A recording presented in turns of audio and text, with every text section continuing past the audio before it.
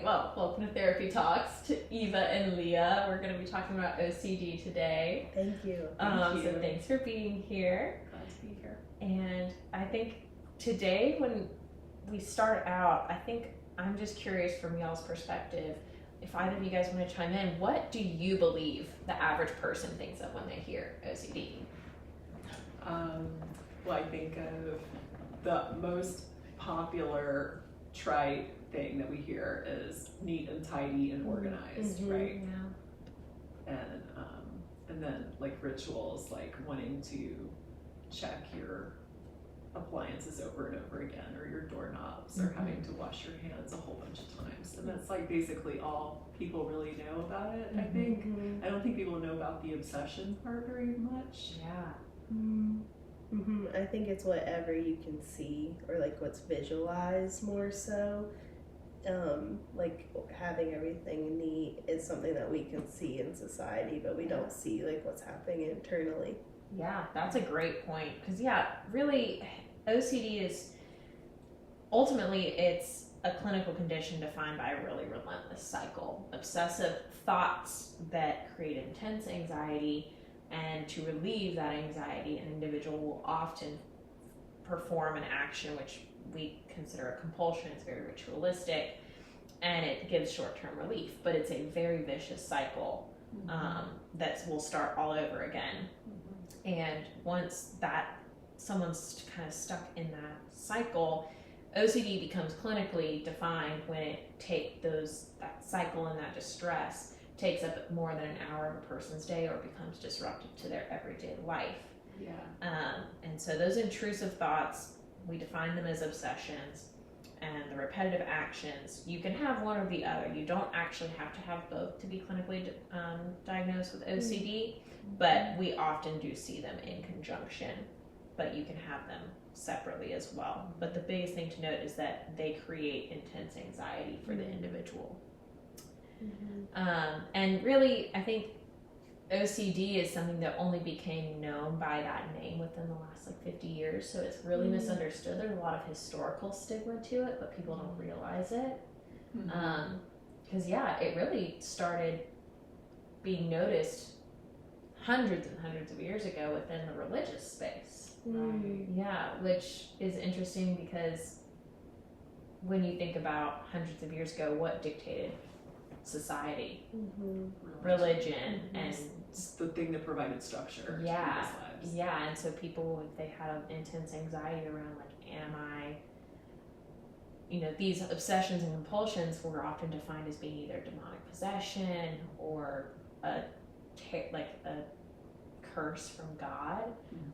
And so that is still considered a subsection of OCD today. It was considered scrupulosity. It's called scrupulosity today. But the religious roots to OCD, I think, are super interesting when we consider how it plays into culture. Right. Like feeling the pressure, whether it's a religion or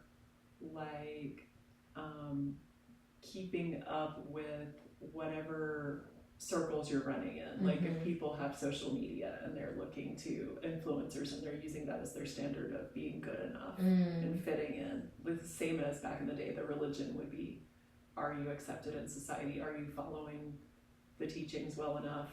Are you being called out by the preacher on Sunday? Or that's Christian, but same with other cultures and other religions. And it's so much of, I think, what people understand about OCD is related to the anxiety aspect of it, which makes sense because it wasn't even given its own separate definition within the DSM until I think the 3rd or 4th edition. And why do you think it was that they separated it? I think eventually, once behavior analysis came in and it was understood a little bit more on how to treat OCD, if you treat it the same as you do general anxiety, you're not going to be able to get to the root and get to true remission or helpfulness. OCD finally became its own category because the treatment approach had to be pretty different, and you had to see it as more than just the anxiety that the thoughts created and the compulsions relieving it. You kind of had to see that full cycle together. Exactly. In order to effectively treat it. Yeah. Yeah. And it's interesting, we've learned about how it impacts cultures too. Like different cultures are shaped, like can kind of shape the presentation of OCD.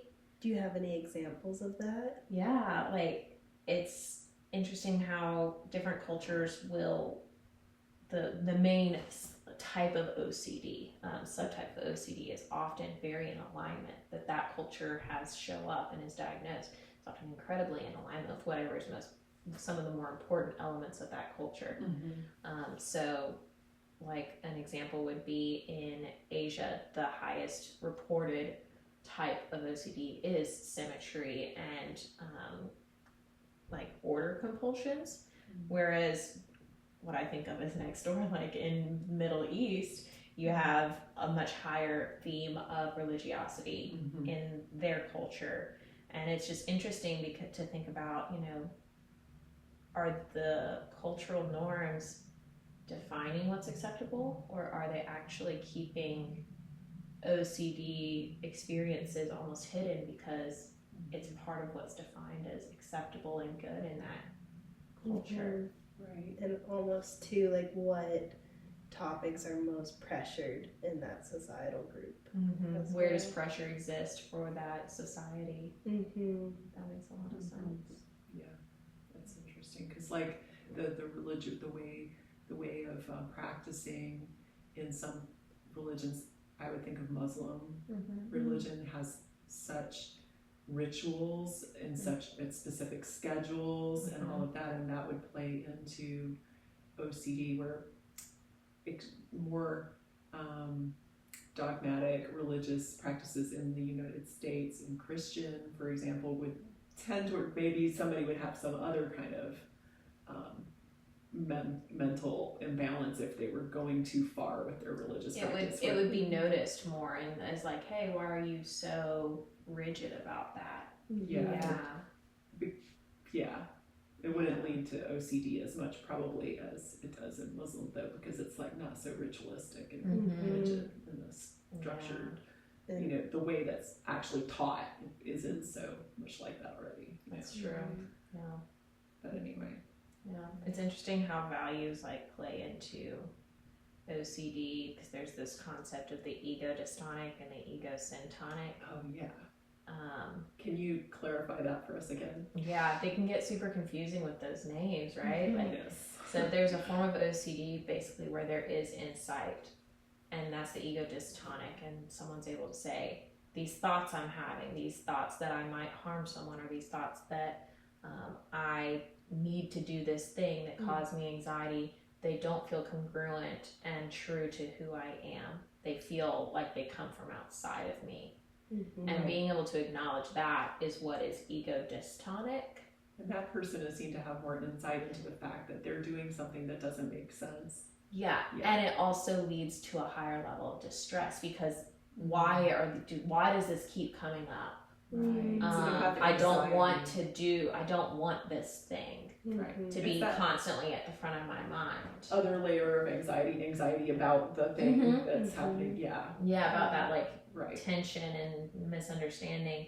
And then ego syntonic is used to refer to an individual who experiences OCD, obsessions, and or compulsions, but they're less likely to recognize it as being problematic, or it feels more congruent with their values and what's important to them. Right.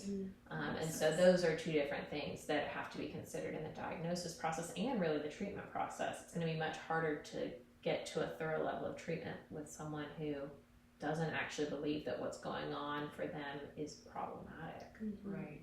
Yeah. Do you see that those two categorizations differentiate upon different populations? Different populations, like when we look at OCD across like genders and different demographics, there's not a particular pool where one is more likely to be ego dystonic or ego syntonic, but there is some specificity to how OCD presents in like men. It comes in often at a much younger age. For women, it is more likely to appear around hormone shifts like puberty or pregnancy.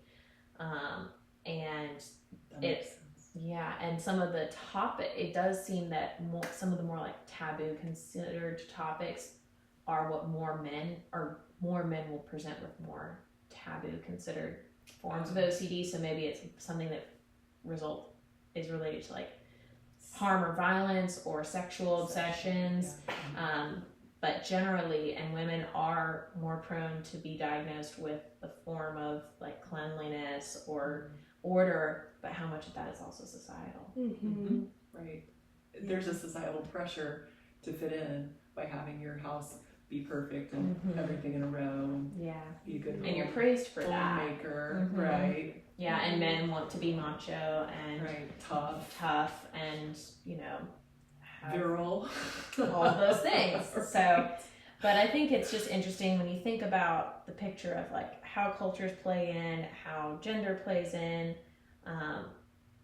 All of these contribute to the fact that OCD is one of the fourth most like highly diagnosed across the globe mental disorders, but it also is one of the ones that takes the longest to get accurately diagnosed and treated effectively. Like from the time of symptom onset until the time of accurate diagnosis and treatment is about 17 years, which is like it's a huge chunk of a life. That's an amazing, like, long journey of struggle before finally getting clarity and help. Yeah, and so I think that makes a lot of sense as to why like the treatments that we're going to talk about today really matter, because for many people who are seeking treatment, they've been very ingrained in how to function with this for a long time, and it's not just impacting the individuals, right? Like I think, Leah, we've talked about how it impacts families in a really specific way, like with the idea of like families becoming accommodating to these compulsions and these rituals, trying to find ways to support their loved ones, and yet does it then also model for younger people in that family that this is how we move through the world, is in this ritualistic, responsive way. It can perpetuate the cycle. Yeah. I know, but it's just interesting to consider the full picture of that, and then like when it comes to treatment, it's, you know, we all are systems thinkers, but considering how do we include the family in treatment, because we're not just dealing with the impacts on the individual, but on the family too. Right. And also sometimes understanding the family dynamics can help us understand the best way to treat the person who has the OCD diagnosis. Yeah. In fact, do we want to talk about the case study that we're considering in this process, or do we want to talk about our different models with which we might treat OCD first? What do you think? I think it would be great to dive into the family system first, and then we can refer to it while we're talking about our models if we want to. That sounds great.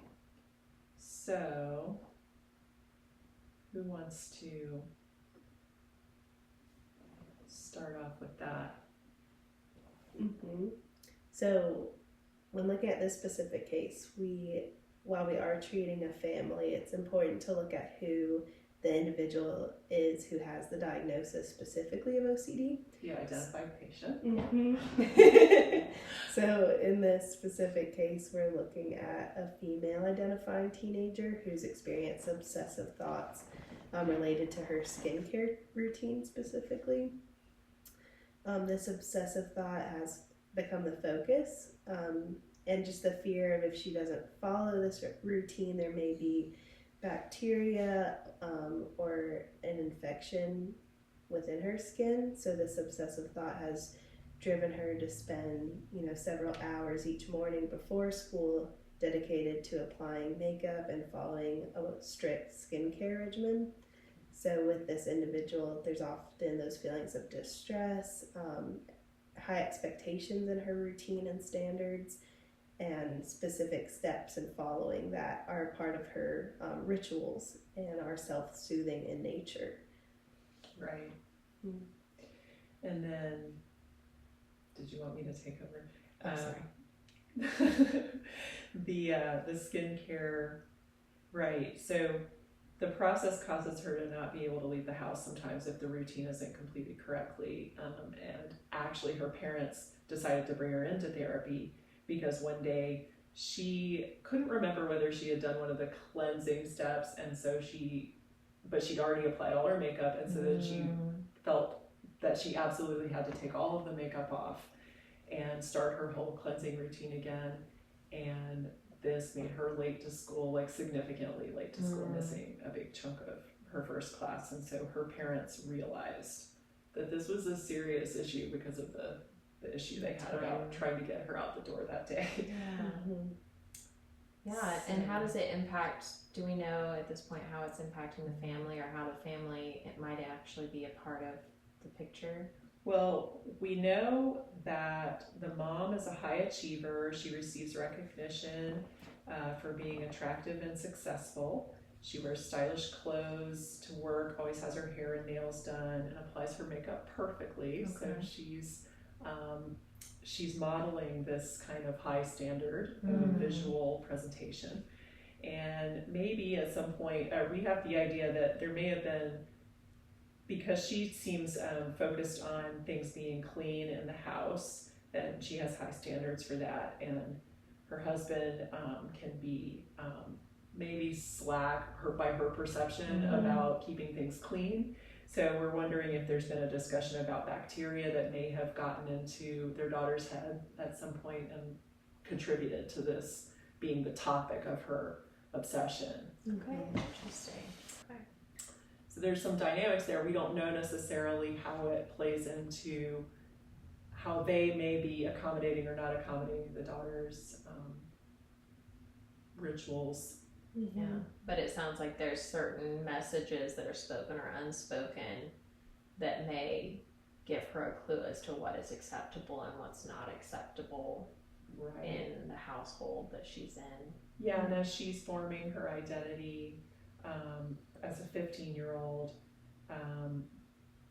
looking up to her mother as the model of how to be a successful woman and be feminine, she may be internalizing some perfectionism, and it's kind of snowballing. Well, I'd be interested to hear, because each of you are kind of specialized in your different areas of models that could be used to treat OCD. And I think whenever a clinician hears of OCD, the first thing our minds go to is often the CBT route. So I think it would make sense for us to start there.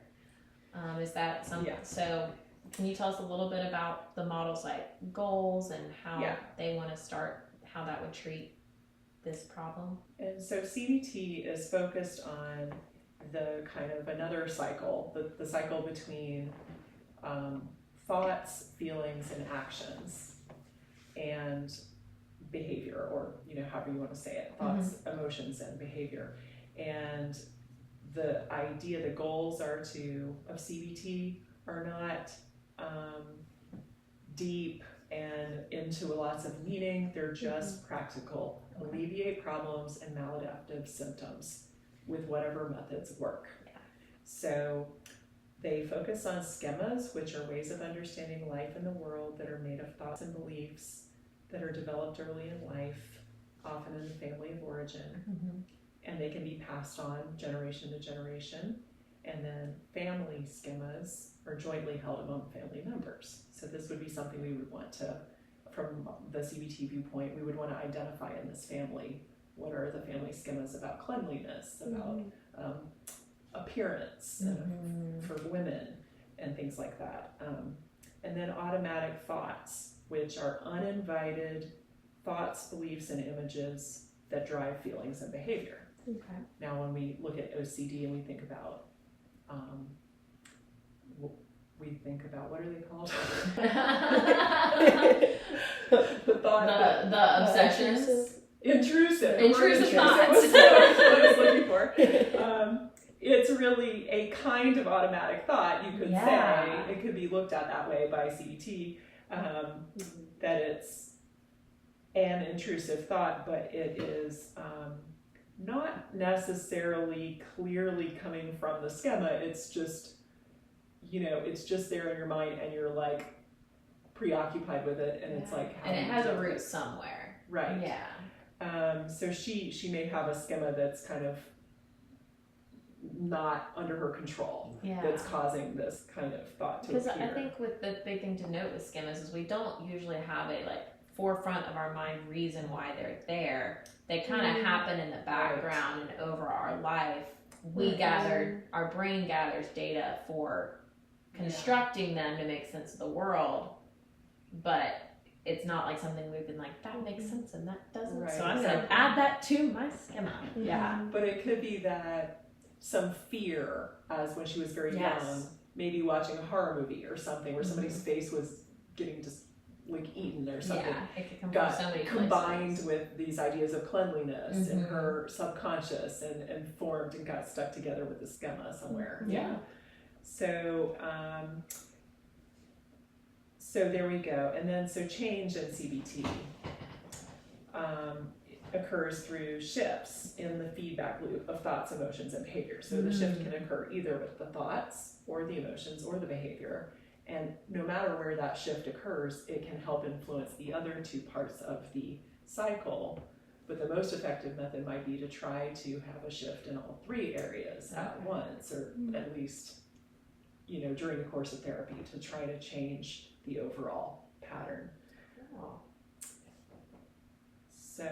And that's done through psychoeducation and like behavioral techniques, is that right?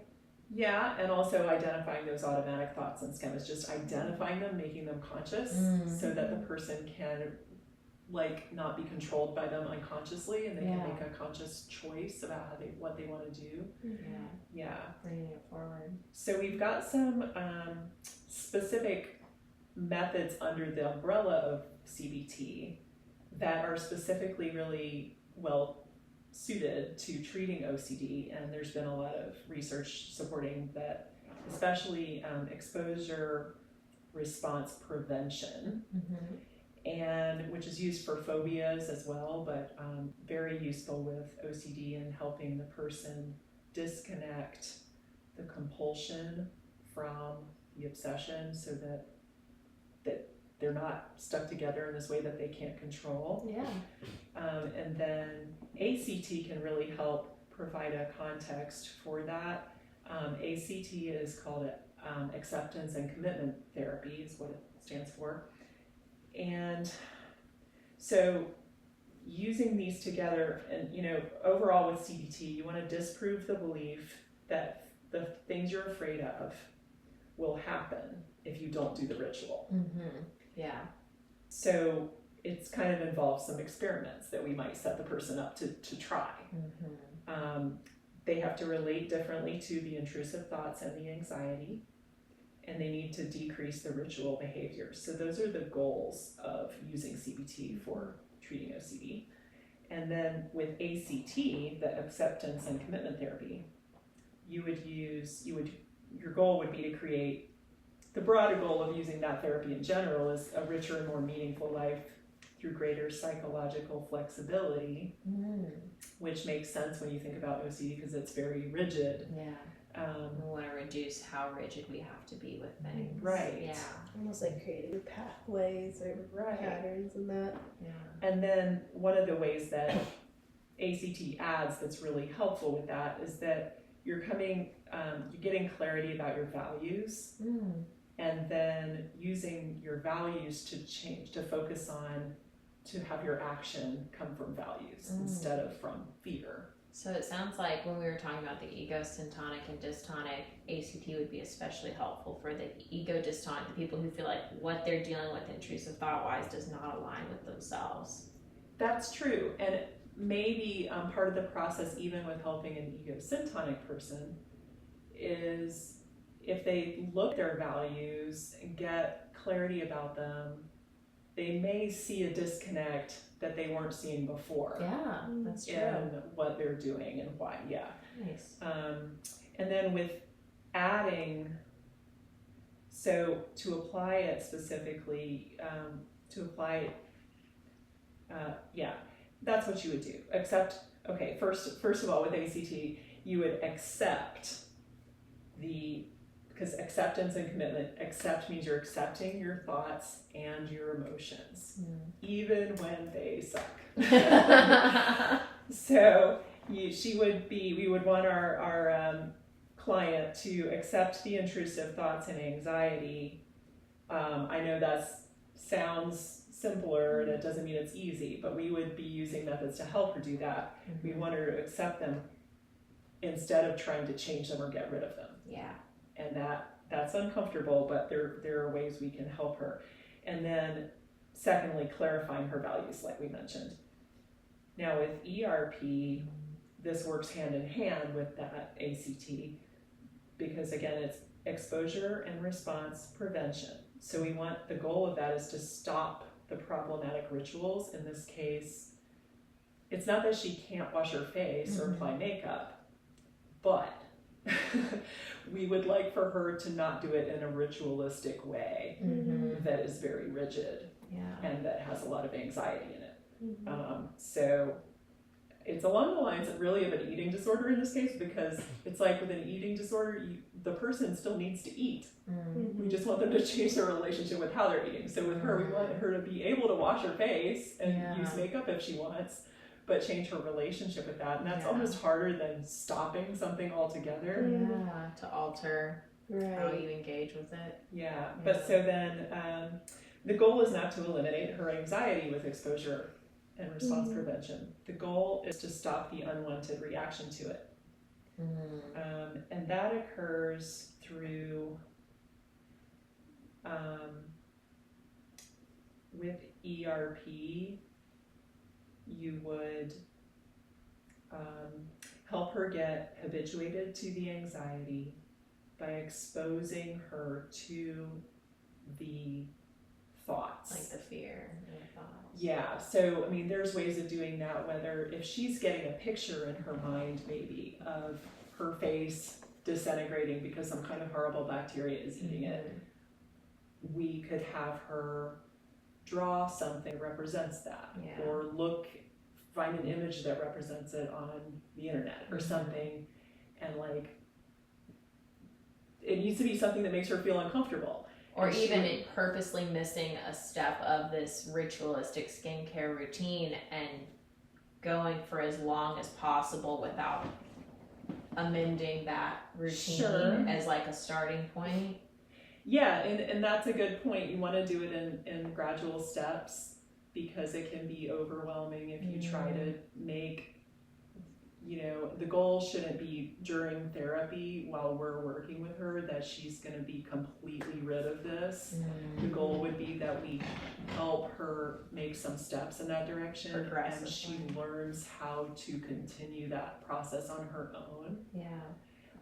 But you would probably want to expose her to something that's causing the anxiety and help her not, and it doesn't have to be the same way with everybody, but you expose them to something that's causing the anxiety. Maybe they're going to focus on an image in their mind or say a phrase that they're saying the thought and not do anything. That's the goal ultimately, is that break that cycle. Right. She can picture that disgusting face falling apart or her own face disintegrating in her mind and not do anything. That would mean that she's done. So, but like you said, maybe she starts with smaller steps of just skipping a step and noticing whatever thoughts and feelings arise and doing something else to make herself feel better. Taking a deep breath. The ritual. Accepting the thoughts and feelings, relaxing with them, being like, wow, I accepted that, and then I left the bathroom and I'm okay. Face is still intact, hopefully. Right. And with ACT, again, that just the point is that she's accepting difficult thoughts and feelings instead of trying to fix them, and she's focusing her energy that, you end up with extra energy that normally the person's putting into that ritual, and instead they're putting it toward their values. That's where ACT can come in and be really helpful to change the belief so that now she can have the belief come away ultimately with the belief that the thoughts have no power, they're no big deal. And where she started with believing that her thoughts have power, and she's fearfully trying to push them away, and that feeds her obsession. But instead we want her to be like, oh, there's a picture of my face disintegrating, whatever. So anyway. No, that's super helpful. Yeah, thank you. Thank you, Eva. Yeah. And then on the other side of approaches, there's CBT is kind of gold standard and what we know and think of first, but there's other ways to effectively treat OCD. And I think that's only because there's been more research done with CBT, because it's easier to study how to apply CBT and easier to record the results. But we know. Yeah, and I think one thing I found interesting in research is that when looking at narrative therapy and treating OCD, it's often backed up by CBT. So there's a huge overlap, and one thing I saw was that it was most effective when you use both models together. And that's such a really cool idea that I want to talk to you more about. Yeah. So with narrative therapy specifically, so looking at that, it is a form of collaborative therapy that helps people separate themselves from their problems by viewing their lives as stories. So a huge factor of that is reauthoring and finding empowerment in that, and there's different interventions that really help guide that story. So one of the main goals within that is finding personal meaning and reflecting on how different societal or cultural or even familial systems have impacted the way you view your own story of life. So when looking at some of the goals of narrative therapy, like I said, it's through storytelling, but a huge factor of that is externalizing the symptom by separating the individual from the symptoms associated with the diagnosis. So when we're looking at OCD specifically, that could be, externalizing the symptoms associated with OCD, like the obsessive obsessions or compulsions, but building alternative stories through that reclaiming. So that's when we would see unique outcomes when an individual resists compulsions or obsessive thoughts. So specifically, when looking at our case study, that could look like reclaiming it in the form of I'm dirty because I have OCD, and instead of that we would find an alternative narrative of I'm faced with OCD and still show up in my life resilient. So it's really taking one thing and reframing it is a huge part of it. How change is viewed is through that reauthoring. So oftentimes in narrative therapy, that's called the saturated or problem story, where we see a lot of negative associations of self in that. And then looking at kind of the feminist critiques of that, we don't want to devalue the individual story by making it more positive per se than the reality of it. So in her case, when we're looking at the identified patient as the teenage girl, we don't want to undermine it by, saying, well, that's not a part of you and you're doing great, and, like almost toxic positivity, the positive story, to where it almost undoes how painful and like scary the experience of OCD can be. Right. We still want to acknowledge like what other factors came into this skincare routine. Was it a huge influence from media or expectations within the timeline of your life with being in school? And so not dismissing any of that, but also finding her strengths within that. So within narrative therapy, the identified patient and the family system are the authors of their story, and the therapist is that co-author who's just leading that. That's a super cool way to go about it. And it sounds like there is still the push in some ways to encourage that once the story is kind of defined and the problem of OCD is not as intimately linked to the individual, there is the push towards, okay, how can you do this story differently than you've done it in the past? So in the same way that like exposure response prevention has the goal of eventually you can sit with the discomfort and the anxiety enough to not have to respond to it, can you have a story where OCD is in it, but you don't have to have the same responses to the anxious or intrusive thoughts that you previously did through narrative?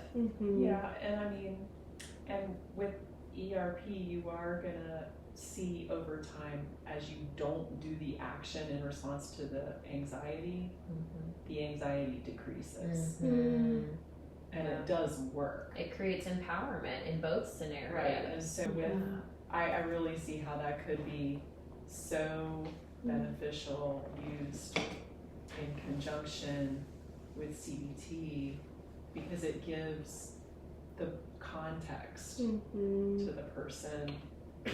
It gives the context of how they see themselves, who they see themselves as in the world, and their image, their self-image, and how it connects to their family and everything. So yeah, and I think they both challenge the baseline thought process of the individual, and like finding those distortions and unique outcomes within it too. So they both kind of have that nature of, okay, this is what you viewed as your story, but what alternative ways could we see that, or what patterns could we create in that? Yeah. And so the difference is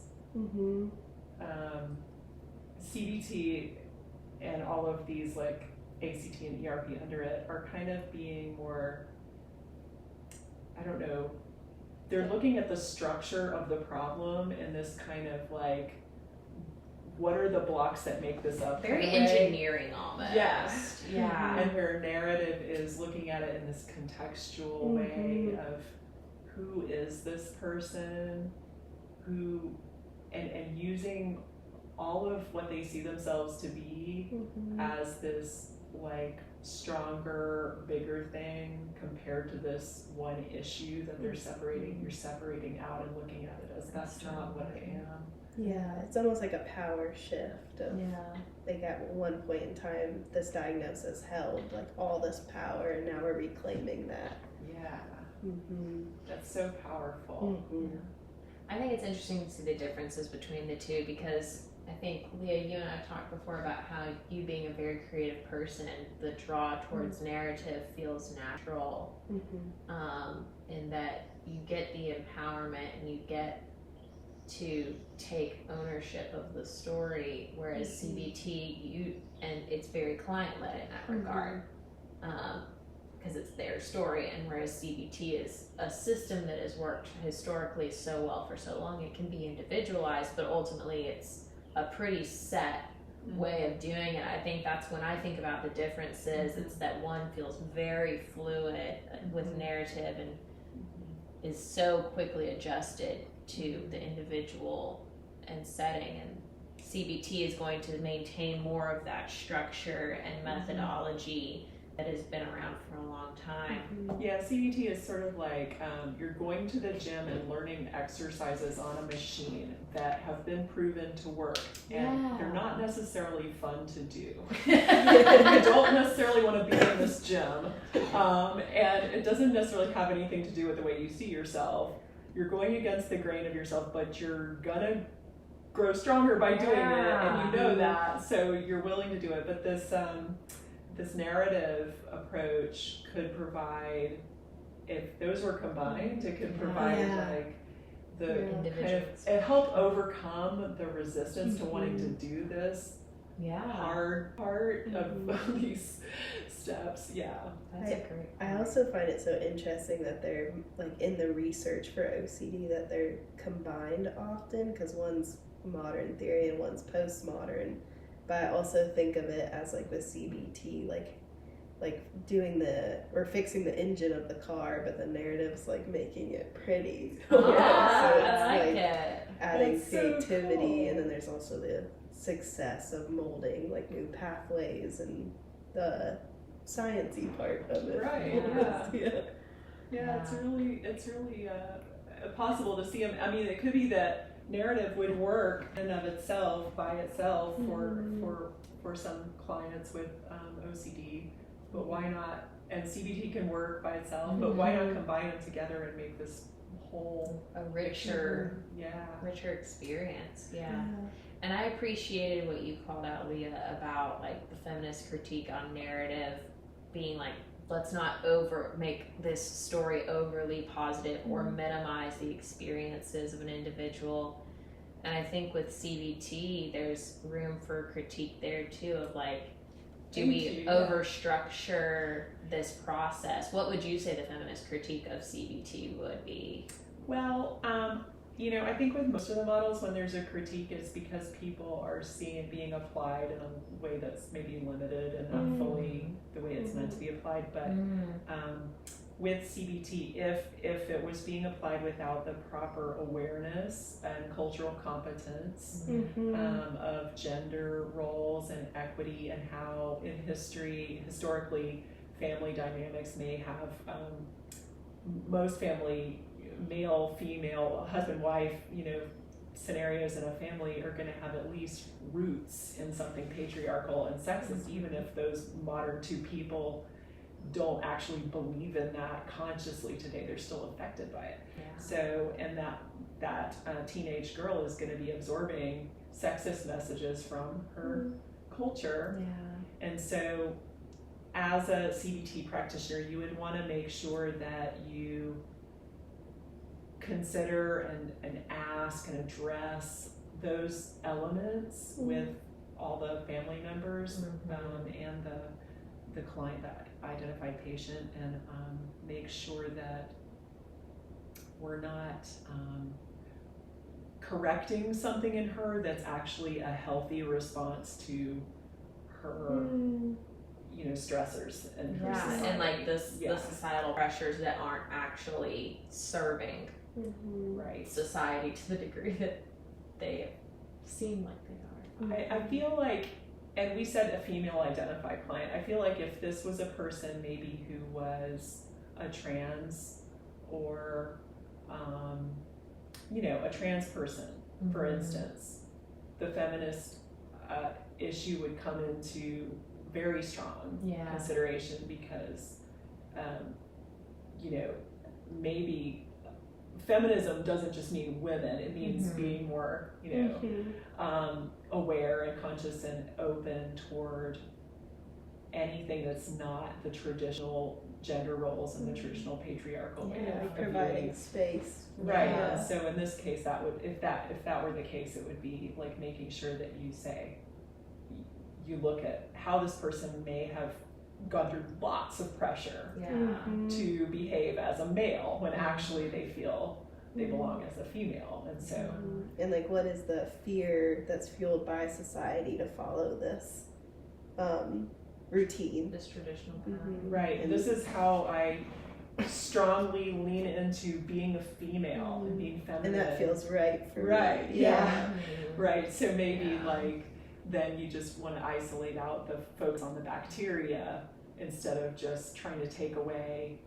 The person wants to focus a lot on their beauty regimen. Maybe that's healthy for them.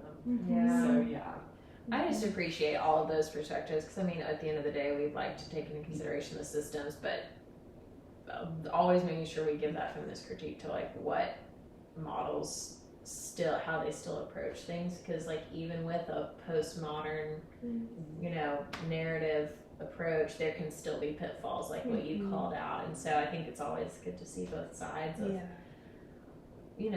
where it could be easy to fall into some of those blind spots. When you talk about critiquing a model, I think the point is that the model isn't going to prevent itself from being used inappropriately or poorly. Yes. Absolutely. So the practitioners using the model have to have that awareness and have to apply it sensitively. That's awesome. Well, thank you guys for this conversation. Is there anything else you want to add or finish out with when considering OCD from these perspectives? I feel like we covered a lot today. Fantastic. I do too. Well, Awesome. thank you so Thank you much. for having us. Great conversation. Goodbye.